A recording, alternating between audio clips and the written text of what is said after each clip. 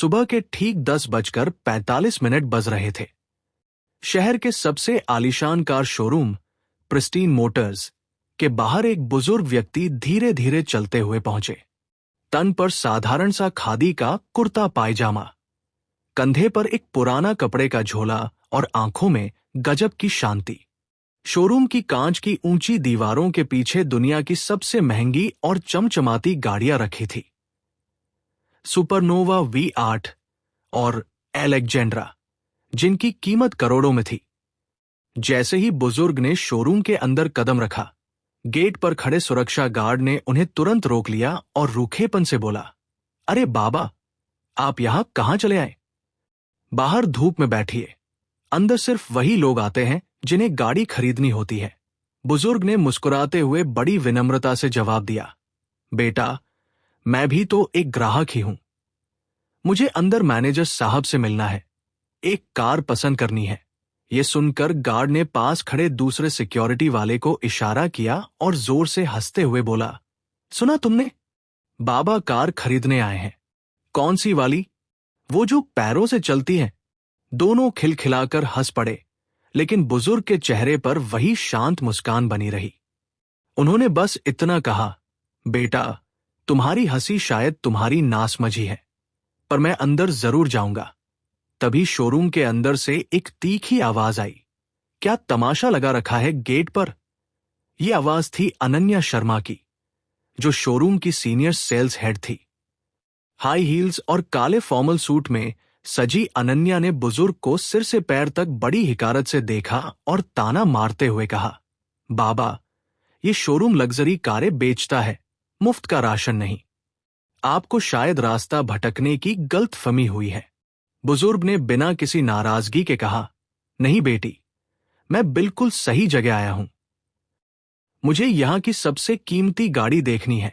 अनन्या अपनी हंसी नहीं रोक पाई और व्यंग्य से बोली, ओह, तो आपको हमारी सुपरनोवा X1 देखनी है। उसकी कीमत 4.2 करोड़ है। आप कैश देंगे या चेक? बुजुर्ग ने सहज भाव से कहा, पेमेंट की चिंता मत करो बेटी, पहले कार तो दिखा दो। अनन्या ने अपने साथी कर्मचारी रोहित से कहा, जरा कार से कवर हटाना, हमारे VIP मेहमान दर्शन करना चाहते हैं। रोहित ने भी मजाक उड़ाते हुए कहा, मैडम, ये तो फुटपाथ से सीधे यहां चले आए लगते हैं, इनके लिए कवर हटाकर वक्त क्यों बर्बाद करना? दोनों हंसते हुए कार के पास गए और कवर हटाया। गाड़ी की बॉडी रोशनी में जगमगा उठी। बुजुर्ग ने गाड़ी को गौर से देखा और फिर कहा, मुझे इसका इंजन सुनकर देखना है। रोहित झल्ला उठा और बोला, बाबा, इसमें बैठना तो दूर, इसे छूना भी मना है। ये कोई खिलौना नहीं है।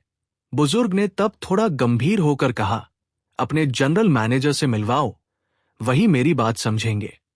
अनन्या ने चिढ़ते हुए रिसेप्शन से फोन उठाया और मैनेजर को बताया, सर, एक बुजुर्ग आए हैं, कह रहे हैं करोड़ों की गाड़ी खरीदेंगे। शायद दिमाग ठिकाने नहीं है, आप ही इन्हें बाहर निकलवाइए। फोन के उस पार से आवाज आई, उन्हें बैठने दो, जब थक जाएंगे तो खुद चले जाएंगे। ये आवाज विशाल खन्ना की थी, जो शोरूम का घमंडी जनरल मैनेजर था। अनन्या ने बुजुर्ग से कह दिया कि साहब बहुत बिजी हैं और आप किसी और दिन आइए। बुजुर्ग कुछ देर वहीं शांत खड़े रहे और फिर कोने की एक कुर्सी पर बैठ गए। तभी एक लड़का, जिसका नाम आर्यन था और जो वहां नया जूनियर सेल्समैन था, उनके पास आया। उसने धीरे से पूछा, बाबा, क्या मैं आपके लिए पानी लाऊं? सब आपको डांट रहे हैं, आप परेशान मत होइए। बुजुर्ग मुस्कुराए और बोले, बस तुम्हारे मैनेजर से मिलना है बेटा। आर्यन भागकर विशाल के केबिन में गया और बोला, सर, वो बुजुर्ग बहुत देर से बैठे हैं, एक बार मिल लीजिए। विशाल ने गुस्से में कहा, आर्यन, तुम नए हो, अमीर और गरीब का फर्क समझो, उन्हें बाहर का रास्ता दिखाओ। आर्यन मायूस होकर बाहर आया और बुजुर्ग से बोला, बाबा, सर अभी व्यस्त है।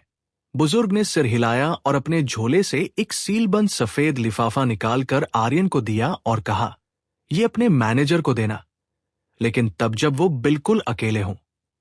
इसमें उनके हर सवाल का जवाब है, इतना कहकर बुजुर्ग शांत कदमों से बाहर चले गए। आर्यन ने वह लिफाफा विशाल खन्ना के केबिन में रख दिया। शाम को जब विशाल ने वह लिफाफा खोला तो उसके अंदर एक सादे कागज पर लिखा था, श्री विशाल खन्ना, कपड़ों की चमक से इंसान को आंकना आपकी सबसे बड़ी हार है। कल सुबह 10 बजे प्रिस्टीन ग्रुप के हेड ऑफिस में मिलते हैं। वही तय होगा कि इस शोरूम की फ्रेंचाइजी आगे किसके पास रहेगी। के सिंघानिया। विशाल के पैर तले जमीन खिसक गई। के सिंघानिया, उस पूरे ऑटोमोबाइल ग्रुप के फाउंडर जो सालों से दुनिया की नजरों से दूर थे। अगले दिन सुबह 10 बजे शोरूम के बाहर 4 बड़ी काली गाड़ियां रुकी। वही बुजुर्ग यानी श्री सिंघानिया अब पूरे सूट और सुरक्षा कर्मियों के साथ उतरे। शोरूम के अंदर सन्नाटा पसर गया। अनन्या और विशाल के चेहरे का रंग सफेद पड़ गया था। विशाल हाथ जोड़कर सामने आया और बोला, सर, वो कल एक गलतफहमी हो गई थी। सिंघानिया साहब ने हाथ के इशारे से उसे चुप कर दिया और भारी आवाज में बोले, विशाल, शोरूम की चमक कारों से नहीं, उस इंसान के व्यवहार से होती है जो वहां खड़ा है। कल तुमने एक ग्राहक का नहीं बल्कि इंसानियत का अपमान किया था। सिंघानिया साहब ने तुरंत आदेश दिया कि विशाल खन्ना को पद से हटाया जाता है और उसे अगले 6 महीने तक कार वॉशिंग और सर्विसिंग एरिया में काम करना होगा ताकि वह समझ सके कि मेहनत और इज्जत क्या होती है। वहीं अनन्या को सख्त चेतावनी दी गई। अंत में सिंघानिया साहब ने आर्यन को पास बुलाया और कहा, आर्यन, तुमने मेरी हैसियत नहीं, मेरी जरूरत समझी। आज से तुम इस शोरूम के असिस्टेंट मैनेजर हो। पूरा शोरूम तालियों से गूंज उठा, लेकिन विशाल और अनन्या की आंखों में शर्मिंदगी थी। सिंघानिया साहब ने जाते जाते बस एक ही बात कही, याद रखना, जब दुनिया तुम्हें पहचानने लगे तब भी वही सादगी रखना जो तब थी जब तुम्हें कोई नहीं जानता था। क्योंकि ब्रांड की असली कीमत इंसान के किरदार में होती है, उसके कपड़ों में नहीं।